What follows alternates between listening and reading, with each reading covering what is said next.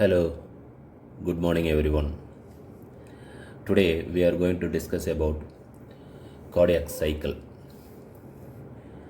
As definition goes, cardiac cycle is the electrical and mechanical heart events that occurs from the beginning of the one heartbeat to the beginning of the next heartbeat. So this is the definition. So as the definition goes, all the mechanical as well as electrical events that happening in one particular heartbeat constitutes cardiac cycle.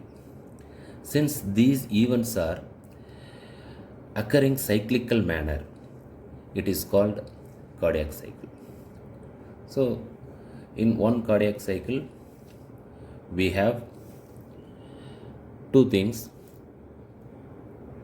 One is a systole, another one is a diastole. So one systole plus one diastole constitutes a cardiac cycle. So if you see the cardiac cycle time approximately, if we consider the normal heart rate is around 70 to 80 per minute. If you consider this as 75 beats per minute. So for one beat it takes 75 by 60, that is equal to 0.8 second. So one cardiac cycle happens within this 0.8 second.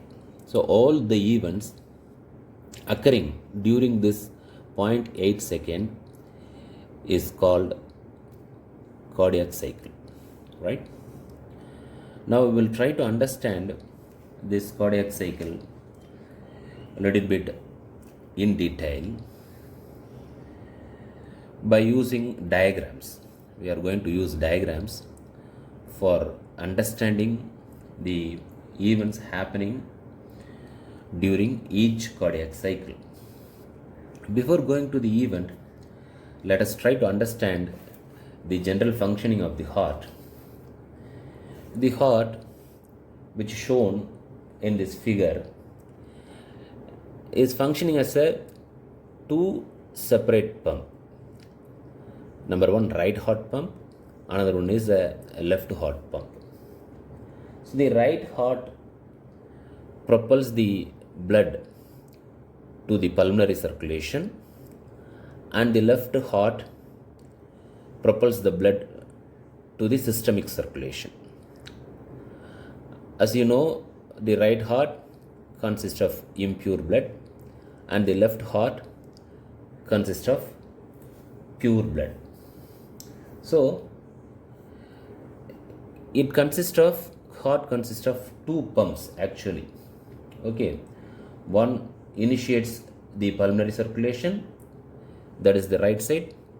Another initiates the systemic circulation, right?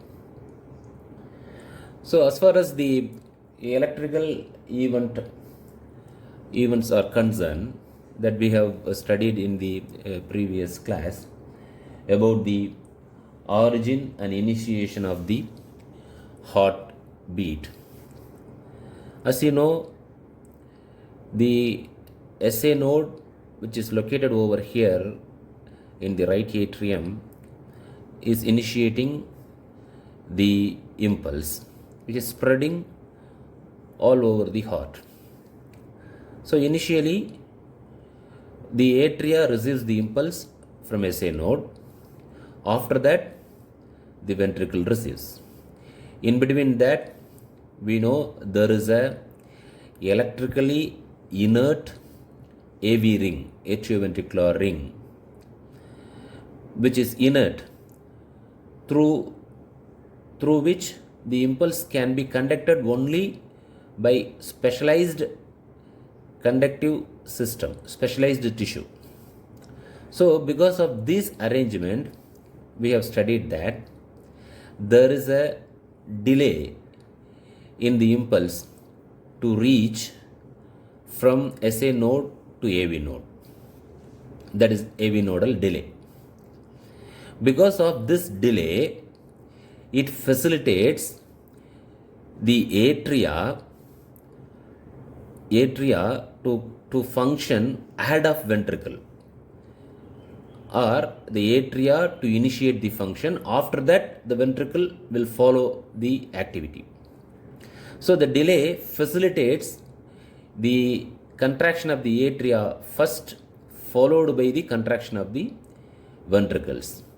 So because of this delay, the blood from atria can be propelled to the ventricles, and after some times the ventricles, when it contracts, the blood in the ventricles can be pumped out into the both pulmonary as well as systemic circulation. So here the AV nodal delay should be considered, remembered. That is very important point in understanding cardiac cycle. Right. Now let us go to the diagram in order to understand the cardiac cycle in better way. Right. To understand the cardiac cycle, which is happening in 0.8 second, that is less than 1 second, 0.8 second. Let us draw the diagram so that we can understand the mechanical event happening during each cardiac cycle in better way. Let us draw a circle which has two concentric rings, the inner ring followed by the outer ring.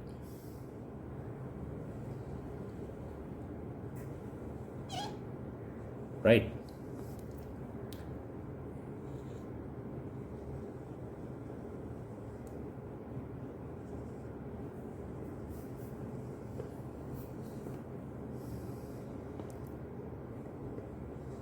Right. So the inner ring represents the events of the atria, and the outer ring represents the events of the ventricle. Okay, the inner ring for atria, outer ring ventricle. Now let us divide this ring into 8 parts so that we will get 0.1 second. So collectively 0.8 second. So we will see in each part what are the events happening in the atria as well as in the ventricle, right? Let us divide it into 8 parts. 4,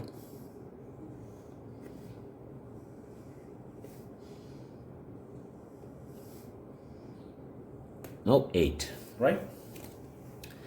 Now each part represents 0.1 second of the cardiac cycle. Each part represents 0.1 second of the cardiac cycle, right? Okay. The inner circle, as I have already told you, is representing the atrial events. Okay.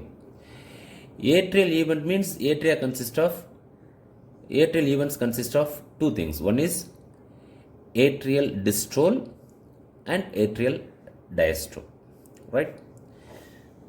The shaded part is systole. So the atrial systole, the duration of atrial systole is 0.1 second. 0.1 second.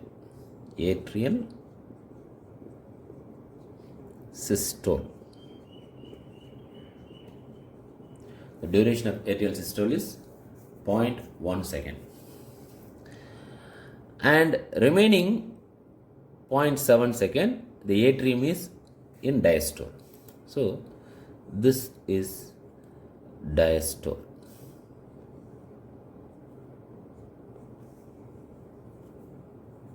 Diastole of the atria. So 0.7 plus 0.1, 0.8. So the atria contracts, that is the atrial systole is only for 0.1 second, and atrial diastole is for diastole. Atrial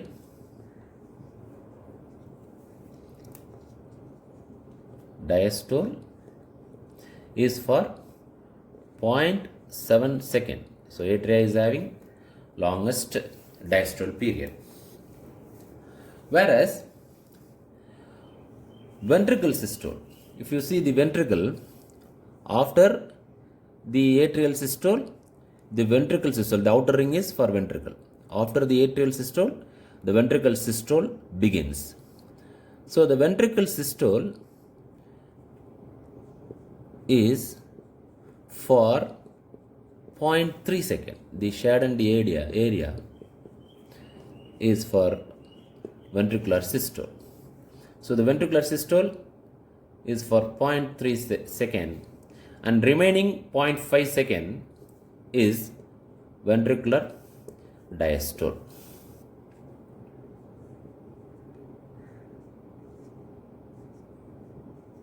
Okay, so ventricular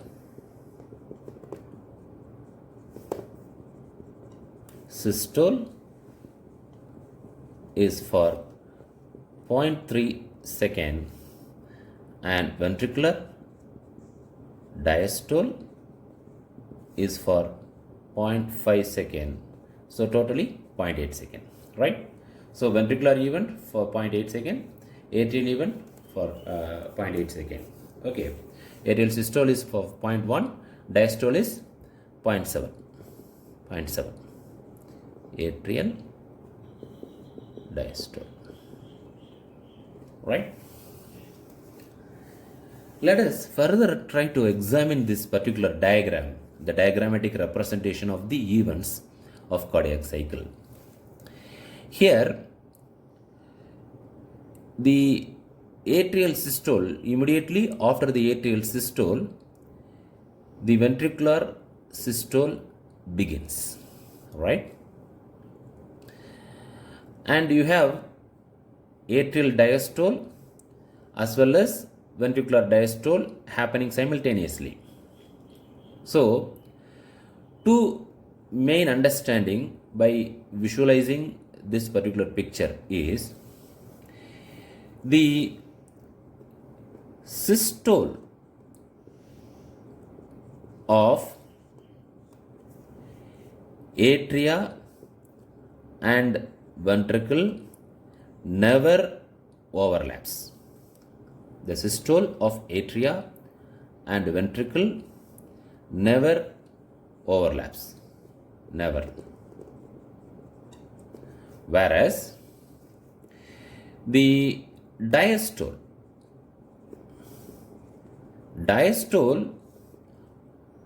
of the atria and ventricle, this is the diastole of the atria and this is the diastole of the ventricle. So the diastole of the atria and ventricle are always partially overlaps. That means partially overlaps. That means when atrial systole is happening, ventricular systole will not happen. But when atrial diastole is happening, simultaneously ventricular diastole is partially happening during that particular time. So the rule, by examining this diagram, what we are understanding is the systole of atria and ventricle never overlaps, but the diastole of atria and ventricle is always partially overlaps. This we have to understand very clearly so that we can understand the other events in a better way, right? Now we will go to the other events step by step happening during this particular cycle, cardiac cycle, during this particular cardiac cycle, right? Good.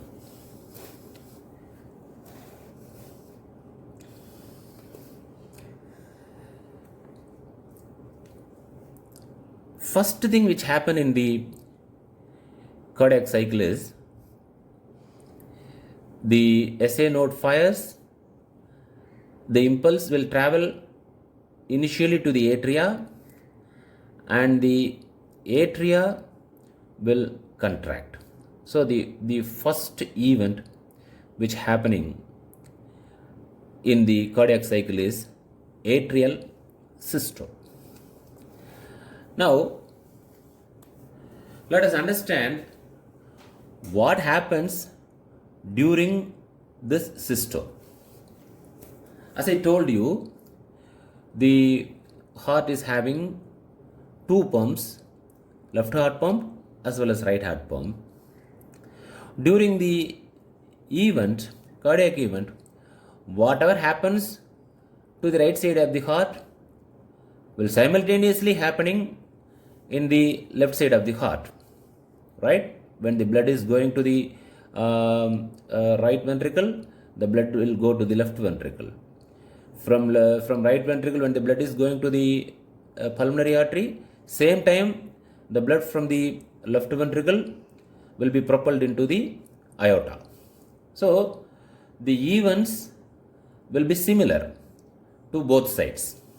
Okay, so if we study one side of the heart, the same event also can be studied from the other side of the heart. So I will concentrate on the one side of the heart for understanding better way, so that the other side of the heart, the events happening in the other side of the heart also can be understood simultaneously. So now I'll try to draw the left side of the heart, which has an atria, right? Left atrium, followed by left ventricle, and this left ventricle will be emptying into the left ventricle will be emptying into aorta, right? This area, this left atrium, left ventricle and aorta, only this area I am drawing over here for understanding in a better way, right? Now what happens during the atrial systole, right? The atria contracts, right? When the atria is contracting, right, it sends the blood to the left ventricle. Okay, so here the AV valve, left side, it is mitral valve, is it not? Right? The AV valve is open, right? So the AV valve is open and the atria is contracting and sending the blood to the ventricle. At this particular point of time, that is during the atrial systole, ventricle is in the last part of diastole, right? You have to remember that ventricle is in the last part of diastole. So the ventricle is already having 80% of the blood filled by the time the atrial um, by the time the atrial systole is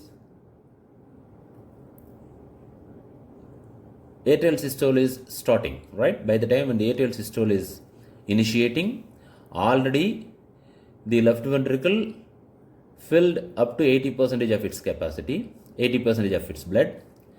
This atrial systole during this period, that is 0.1 second, adds the remaining 20% of the blood, right? The remaining 20% of the blood is added, right? So, but during this particular time, when the atria is contracting, right, ventricle is at the last stage of it, diastole, the AV valve, that is mitral valve, is open, and here the semilunar valve or aortic valve is closed naturally, because the pressure in the aortic valve is far higher than the pressure in the left ventricle. So, in order to prevent the backflow of blood from the aorta to the ventricle, the aortic valve, that is semilunar valve, is closed. During this atrial systole, the AV valve, that is mitral valve, is opened, and it sends the blood into the ventricle, which is already filled up to 80%. Now the last 20% of the blood is added by means of this atrial systole. So, since the valve is opened, the pressure, both the chamber is working as a continuum, right? There is a continuity between the atrial chamber, that is left atrial chamber, and left ventricular chamber. So, the pressure, whatever the pressure is there in the atrium, will be transmitted to the ventricle, or both the chambers are in the same pressure, since the mitral valve is open. Okay. So, say for example, before the onset of this atrial systole, the pressure in the atrium is about no pressure will be there, about 2 millimeter of mercury or something like that. Once the atrium is contracted during atrial systole, the pressure will be elevated up to 5 millimeter of mercury, right? Up to 5 millimeter of mercury. And during the diastole, the ventricle is not having much pressure. So, since the valve is opened, the pressure in the left ventricle equals to the pressure in the left atrium. So, whatever the pressure increases over here in the left atrium will be reflected in the left ventricle also, because the mitral valve is opened, and here also the pressure will be around 5 millimeter of mercury during the first event, that is atrial systole. So, during the first event, what happens? The blood from the atria will be pushed into the ventricle. Before that, the ventricle already was having 80% of blood. So, during this systole, only the last part of 20% of the blood is received, right? And the pressure in the left atrium will be equal into the left ventricle, and here mitral valve is opened, aortic valve is closed, because the pressure in the aorta is far higher, around 80 to 120, 80. So, here the pressure is only up to 5 millimeter of mercury. So, the aortic valve is closed. So, here we have one important clinical point to note. So, the atrial systole, atrial function only adds the last 20% of the blood to the ventricle, even before the ventricle is having 80% of the blood, right?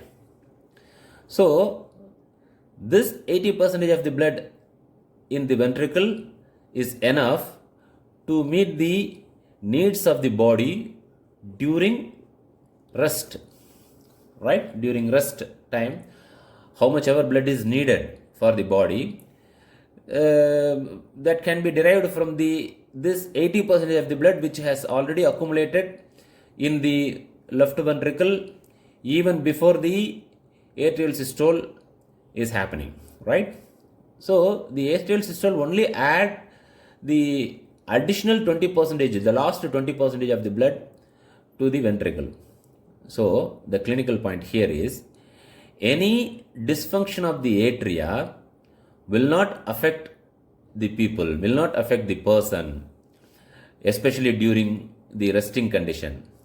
Only the dysfunction of the atria will be noticed clinically, will be clinically will be presented, or clinically will be noticed by the physician only if the patient is doing exercise, because during exercise we need more amount of blood.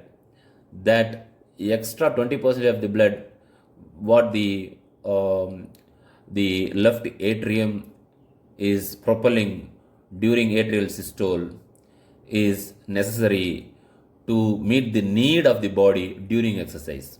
Unless until the man is not exercising, the signs and symptom of atrial dysfunction will not be established, will not be noticed, will not be clinically appreciated by the physician. So the atrial dysfunction only counts when the patient is in exercise. Okay, so that is the clinical point here you should understand.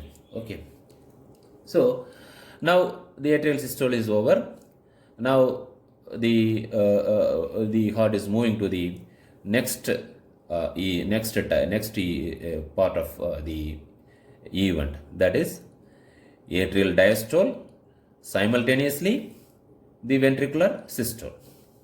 You have to understand the other thing, that during the same time the right atrial systole also happening. It propels the blood to the right ventricle, and the right ventricle receives the last part of the blood, right?